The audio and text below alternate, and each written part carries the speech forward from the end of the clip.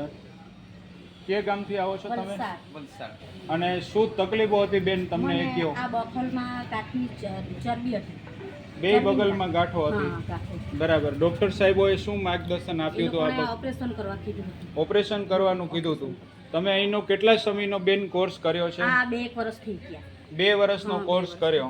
હાલના રિપોર્ટ મુજબ ગાંઠની સ્થિતિ શું છે એ કયો લોકોને? નોર્મલ છે. રિપોર્ટ બરાબર. પાછો કરાવ્યો છે. રિપોર્ટમાં નોર્મલ છે. નોર્મલ બંને છે. બગલમાં જે ગાંઠો હતી એ ઓગળી ગઈ ઓગળી છે? ગઈ. બિલકુલ ઓગળી ગઈ છે. બિલકુલ અમે હમણાં જ રિપોર્ટ કરાવ્યો. બરાબર છે કે લોકોને ખ્યાલ આવે કે ઉતાવળું ડિસિઝન લઈને તમે ઓપરેશન તરફ આગળ ન વધો એવા અમારી સામે લાઈવ પુરાવા છે.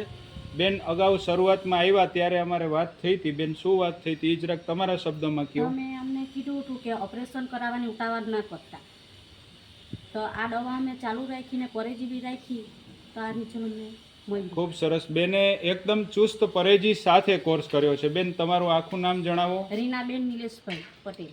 નિલેશભાઈ તમારો મોબાઈલ નંબર જણાવો. 92 65 15 53 28.